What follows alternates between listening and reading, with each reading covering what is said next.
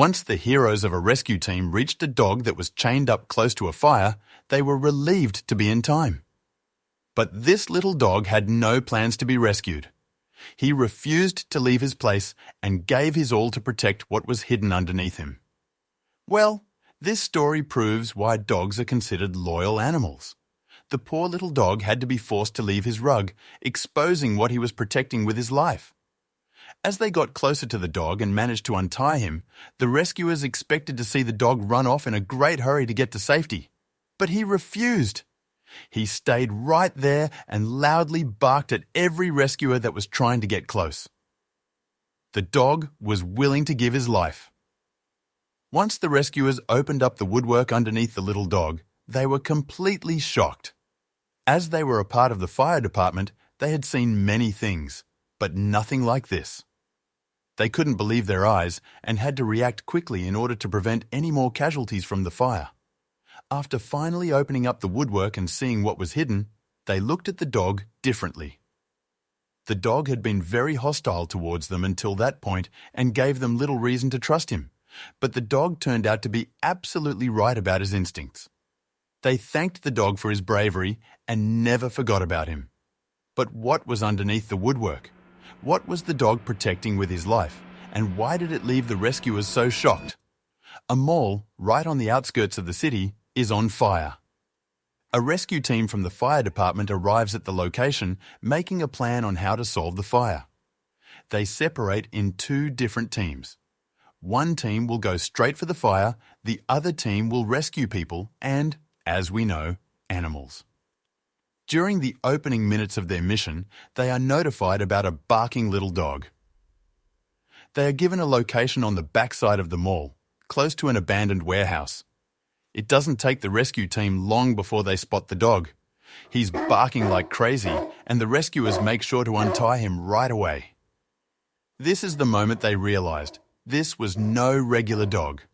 The dog barks even louder now that he is liberated and refuses to leave his rug. One of the rescuers tries to get a little closer, but the dog is very protective and starts showing his teeth. The rescue team takes their conclusion and decides to look for casualties or people to be rescued. Little did they know they were to return very soon. The rescue team leaves with the idea that the dog will eventually leave, especially when it would become dangerous. And dangerous it would be. So why did the dog stay? Why couldn't it be approached? And why didn't it respond to the upcoming danger? As soon as the rescue team got closer to the fire and away from the dog, they realized the fire could be bigger than expected. The fire appeared to get bigger and bigger, and the rescuers had to rush to save casualties. One of the team members, James, is appointed to take care of the dog, as he might be in danger. James does not hesitate. He realized an animal was just as important to save and rushed back to the poor little dog. Looking back, thanks to his dedication, he managed to get the dog out in time. But whether he would be able to save what was underneath the dog was very questionable. But it wouldn't take long before James would run into his first trouble along the way. He tried to take the same route they took earlier, but this time the hallway was no option, due to all the smoke. He didn't know what to do as time was running out. James is contemplating his options and chooses the riskiest one. Without thinking and against all protocol, James powered through the smoke clouds. It was a race against the clock, and so he decided to waste no time. The little dog had to be saved, and thus a little risk could do no harm. But little did he know, he had even less time than he thought, and he was about to find out why. James's risk is paying off, and he's finally getting a little closer. But things weren't looking bright just yet. When he can see the dog and calls for him to calm him down, he gets interrupted by a civilian. He tells the civilian to get to safety and tries to walk past him, but the civilian has other ideas. The civilian claims to be the owner of the dog. James looks at him with great interest. He doubts whether the civilian is speaking the truth. After all, wasn't he preventing James from rescuing his dog? Things looked suspicious, and James was aware of it. He then asked the civilian a smart question in order to find out about his real intentions. "Well, certainly, sir. But if you don't mind, what's the name of your dog?" The civilian is stunned by this simple question and has no answer. He just stares at James. James, by now, knows enough and walks past the civilian, telling him once more to get to safety. But then, the desperate civilian does something unexpected. The civilian starts running toward the little dog. When he reaches the dog, he falls down next to the dog and tries to look at what's underneath it. But the dog doesn't give in and keeps barking loudly and aggressively. James by now has caught up and scares the civilian off by telling him to leave. Who was this strange man and what was he looking for? James decides to try and win over the little dog's trust. This wouldn't be easy. He has two options.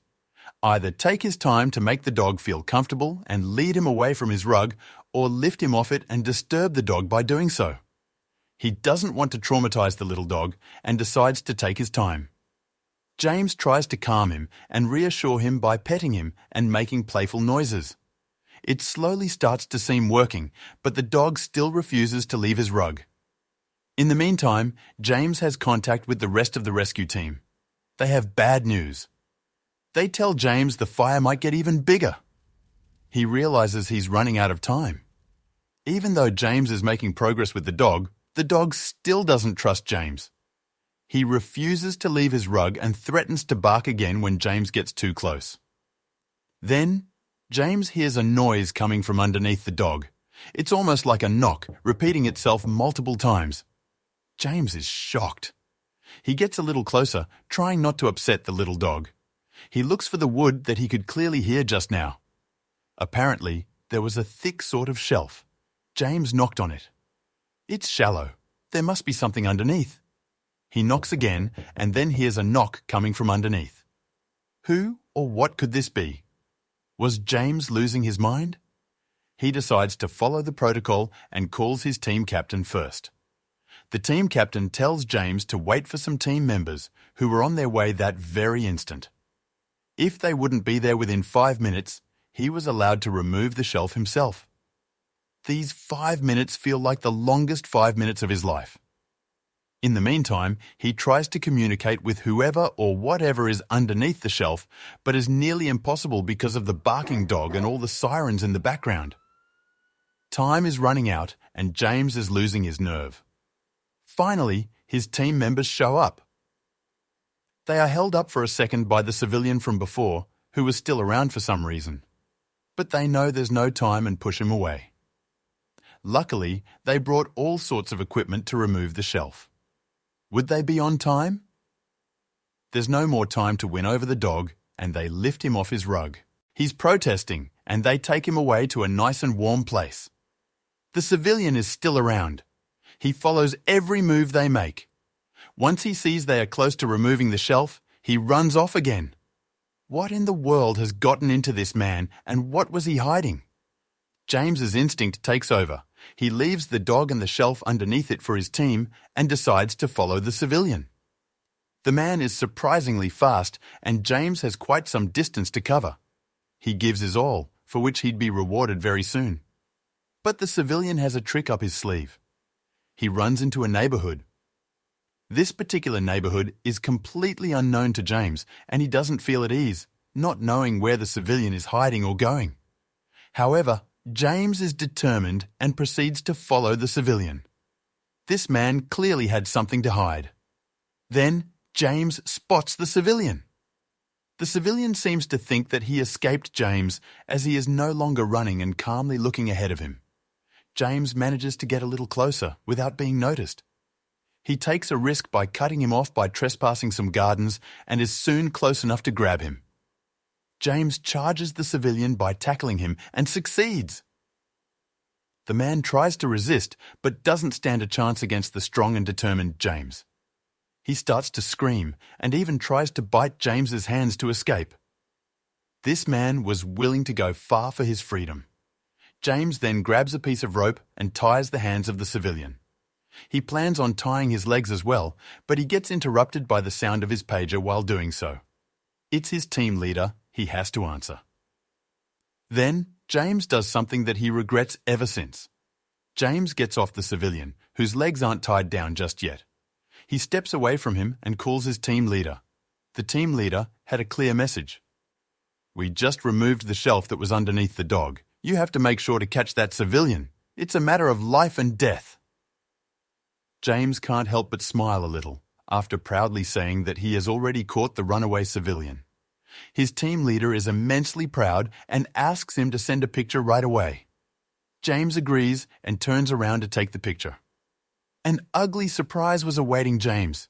The civilian escaped. James doesn't believe his eyes. He starts to quickly scan the neighborhood, but doesn't the man anywhere. How could he be so stupid? James calls his team leader right away, and after hearing the news, he hangs up right away. This very moment determined James's future for the worse. James doesn't give up and searches the area. Every corner, every abandoned house is a possible hiding place, and James is sure to look in all of them. It doesn't take long before the police arrive. One of the agents seems particularly interested in James. It's Steve, quite young and ambitious, just like James. He'd come to surprise James. "You must be James. I'm obligated to tell you that the man you followed and tried to arrest is an escapee from a mental hospital," Steve says. James doesn't know what he's hearing. Then Steve tells James to forget about the fire and the little dog, as he is now part of the squad that is to track down the escapee. Steve and James track the area once more, while James tells Steve everything he knows and notices about the civilian. In exchange, James asks Steve about the connection between the little dog at the fire, the shelf it was guarding with the knocks underneath it, and the civilian. Steve's answer surprised him. Steve tells James that it concerns a state secret. James doesn't believe what he's hearing. He tends not to believe Steve. Sure, there was a lot going on, and some lives were possibly at risk, but it couldn't be this bad, right? All James needed was a little patience, as everything was about to take another turn. Before James knows it, they leave the area and are off to the police station. James was to cooperate with an official statement as a state witness. James collaborates and repeats everything he knows, time after time. It takes a long time. But then, something very unexpected is asked of James. James has to give his fingerprints. James doesn't agree with this and protests. What? Was he a suspect now? What was the meaning of all this? Wasn't he a rescuer? Didn't he work with the code of honor from the fire department ever since he started his job? Steve then tries to calm him down. Steve takes James apart to talk to him as soon as he realizes he can't get through to him. It works. James calms down and asks Steve to explain why fingerprints are needed. But Steve loses his trust again when he can't answer him. Why not, Steve? James's distrust is understandable, as Steve only gives vague answers. "Everyone is a suspect in the eyes of the law," he says at first. James is baffled. Then Steve says, "You didn't expect us to believe you, just on your word, right? We need more evidence, James." Even though James barely understands what is happening to him, he thinks about his next move right away. But what happened in the first place? He, a suspect? What was the police thinking? He decides to call his team leader, who picks up right away. Looking back, this made a vital difference. The team leader isn't surprised at all. He even tells James that he's the one that agreed to this.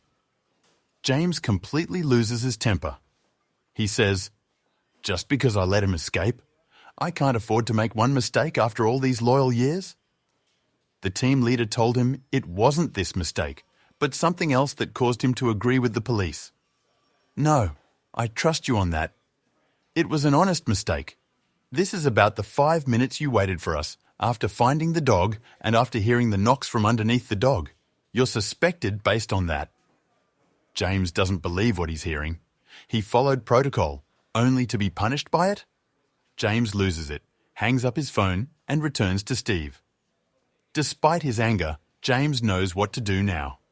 He agrees to leave his fingerprints, only after the police meet one of his demands. Steve's confidence would drop after hearing James's demand, because James demands to speak to a lawyer. Not just any lawyer. He wants to speak to the layer that is in service of all firemen. After all, this lawyer could approve of James's actions, following the protocol. Steve clearly doesn't like this. James wonders. Did they really need someone to blame? Was this really a state matter? James's lawyer arrives, finally. James thinks he's saved. But the lawyer has bad news for him. He can't assure James that everything will be all right. James can't believe it. They go over James's story, and when the lawyer hears about the dog protecting the shelf with possibly someone underneath it, the lawyer jumps up. A knock from underneath the shelf? And the police are speaking of a state matter. Are you absolutely certain? James confirms.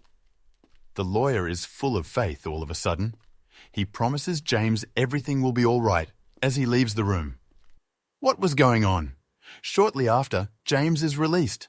Steve turned out to be too ambitious as a cop, trying to look good by finding someone to blame for the escape of a mental patient. And as it turned out, the little dog was guarding someone. And not just anyone, because underneath the shelf, there was an abducted person being hidden. This person was there for a while, and the little dog felt responsible for him. The missing of this person was an unsolved case, one of the biggest in the country, causing the police to act too harshly. James receives a promotion. The little dog is safe and back with his owners, living a happy life.